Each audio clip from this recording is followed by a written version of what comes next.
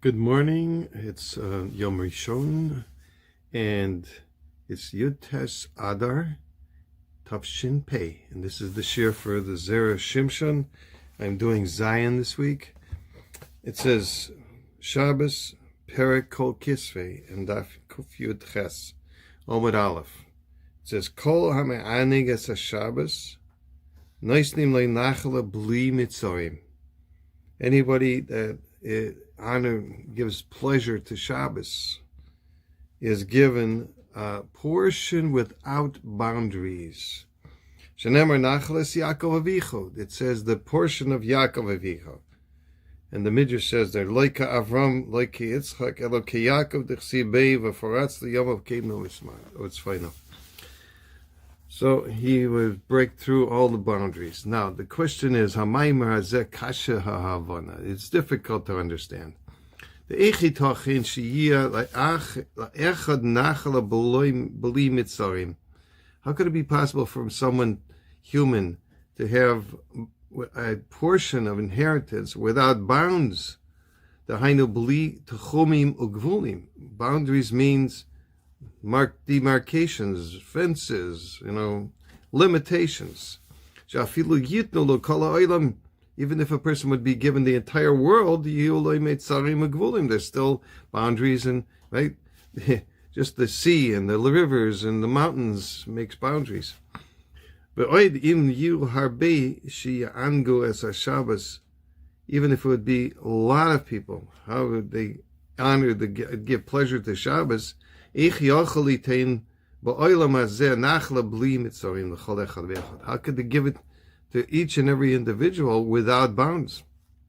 Okay, there's only a certain limited amount of physical objects in this world to give anybody, any one person, but kol shekain even more than one person.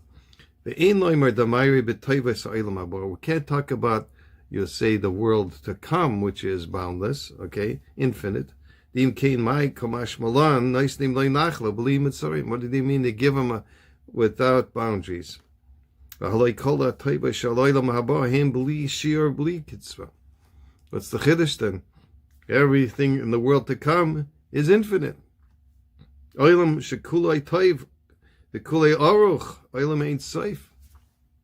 It's without bounds. It's by definition it's infinite. Elo inyan hu shemidas hachesed shel HaKadosh Baruch Hu. We've got to say that the midah, the attribute of chesed, of kindliness, from HaKadosh Baruch Hu, haya right Sinai leis Parshat, the taiva sabriya is adin cheker. The God, in His great divinity and His powerful chesed, wants to divide and spread out to all the creatures without an evaluation, without a limit. But however, that's midas chesed, which is boundless and without stop. But the midas adin is me'akeves biyada, ve'eino roitze l'shitis pashit ke'ritzoina. But the midas adin is restrictive and wants to not spread out as He wants, as God would want. On the pasuk it says, your righteousness is like the mountains of kale, mountains of boundless wonder. Wherever you made hashpa, wherever you made the divulged all the flow of energy, you did it. No, midas adin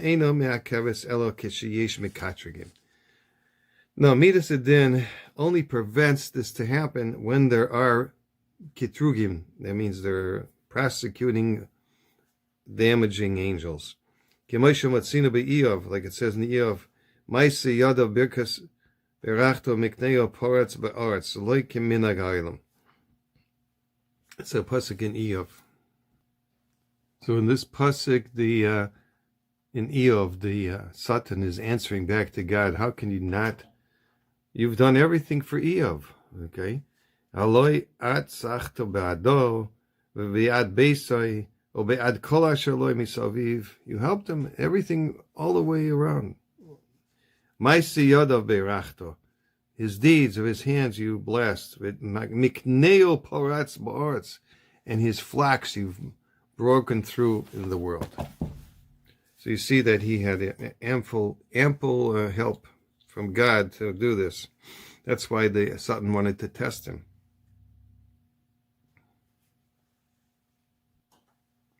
But through the kitrug,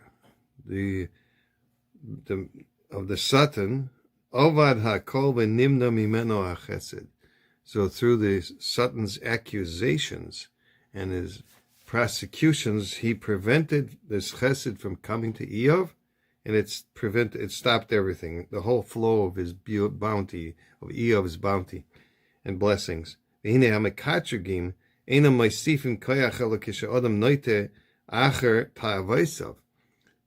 Ketrugim, the prosecuting attorneys in heaven, only increase their power if a person has a tendency to go after his taivas. And hanas gufay hakarotz mechaimer, and all of the pleasures of the body that's cut out from physicality. Loikain kishenaita ledvarim ruchnim lahanas nashmasai. That's not true if he presents himself and pursues the body, the spiritual hana perfections. As ein lahem reshus lehiskarv, then they don't have any permission. The Kitrukim don't have any permission to come close to him. So we know on Shabbos that the klipos disappear. They are going away. This is a Parshat in Vayakal. It's in Parshat Truma. Also with the Hadzoyar and Truma. Zeo mizmor shir liyom Shabbos liyom sheshavsu hamazikim in ha'olam. Parshat Vayakal says, why do we sing mizmor shir liyom Shabbos? It's a mizmor sheshavsu. They have arrested the mazikim from the world. That's what it says, that anybody who gives pleasure to Shabbos, loy omar kol mishamer Shabbos. It doesn't say that somebody who guards the Shabbos, or keeps the Shabbos.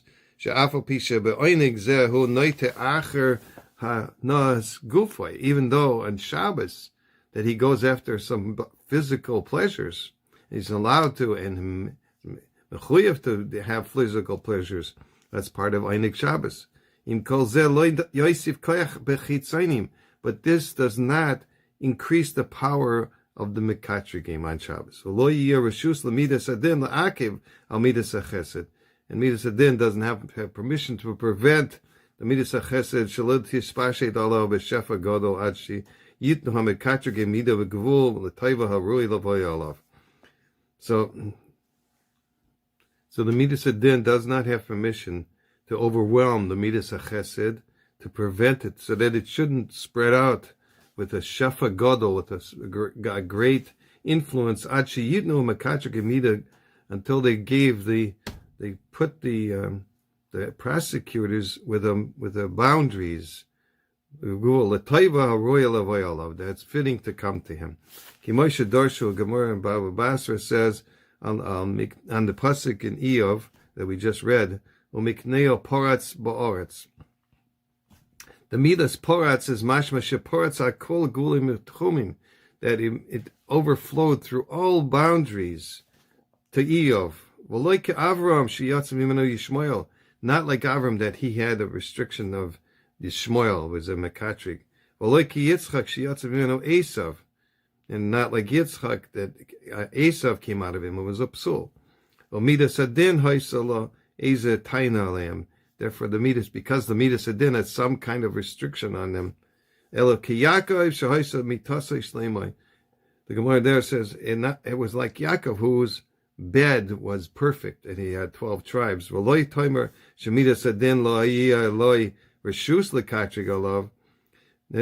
say that the Midas Adin didn't have permission to have a prosecution on Yaakov.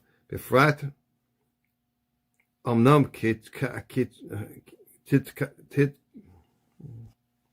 I'll read this pasuk again. It was a little difficult. He says, "Loi timer shemidas adin lo yiyah lo reshus the katrig alav befrat." That don't say the Midas Adin didn't have permission to prosecute Yaakov Avinu in specific details. Omnam hakatrig alav bechlal.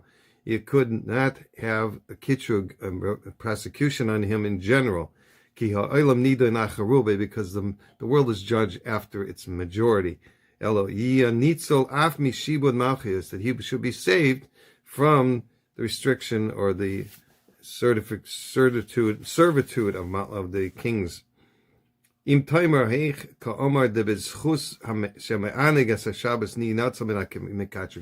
So then how can we say that in the merit that you have a pleasure in Shabbos, you'll be saved from these kitrugim, from these prosecuting attorneys? But if he has other sins, that the midas adin could have, the prosecuting attorneys will have a claim on him, you won't be saved.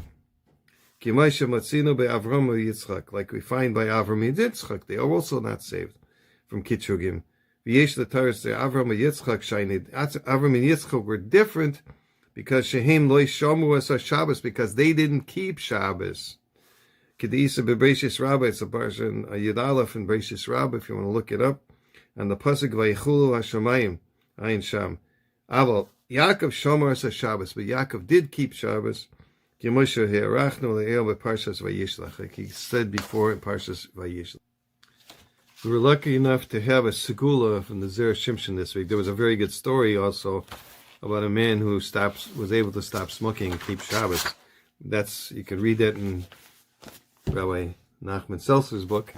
But I'm sharing with you the segula of the Zera Shimshon. And this is a kind of unusual segula of what happened to this man. So you'll see.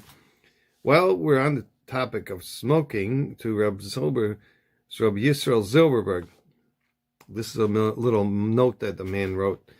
I've been meaning to write to you for a while.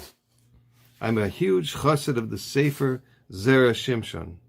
Not only do I study the Sefer myself, but I also have the zchus of spreading the author's Torah through the weekly Zera Shimshon newsletter.